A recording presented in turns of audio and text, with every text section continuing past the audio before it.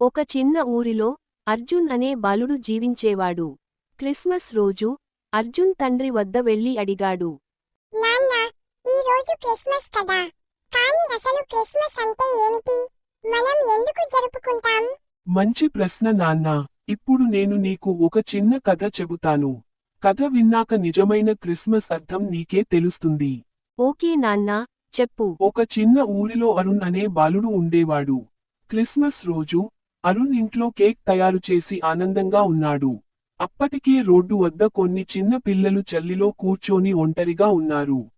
అరుణ్ అనుకున్నాడు, నాకు మాత్రమే కేక్ తినడం సంతోషం ఇస్తుంది, కానీ వారితో పంచుకుంటే నిజమైన ఆనందం వస్తుంది. అతను చిన్న చిన్న ముక్కలు పిల్లలకు ఇచ్చాడు. పిల్లలు నవ్వుతూ ధన్యవాదాలు చెప్పారు. అరుణ్ కూడా చాలా సంతోషంగా అనుభూతి పొందాడు. అతని తల్లి అడిగింది, అరుణ్, నువ్వు ఎందుకు పంచావు?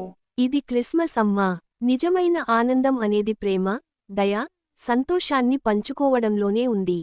ఇప్పుడు అర్థమైంది నాన్న. నిజమైన క్రిస్మస్ అంటే ప్రేమ పంచుకోవడమే. ఇప్పటి నుండి నేను నా ఫ్రెండ్స్ కి చెప్పిస్తాను. నీతి: క్రిస్మస్ అంటే బహుమతులు, అలంకరణలు కాదు. నిజమైన ఆనందం ప్రేమ, దయ, సంతోషాన్ని పంచుకోవడంలోనే ఉంది. Merry Christmas. ఈ పవిత్రమైన క్రిస్మస్ పండుగ మీ జీవితంలో శాంతి, ప్రేమ, ఆనందాన్ని నింపాలని కోరుకుంటున్నాను.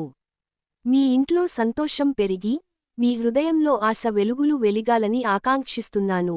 మీకు మరియు మీ కుటుంబానికి ఆనందకరమైన, శుభకరమైన క్రిస్మస్ శుభాకాంక్షలు.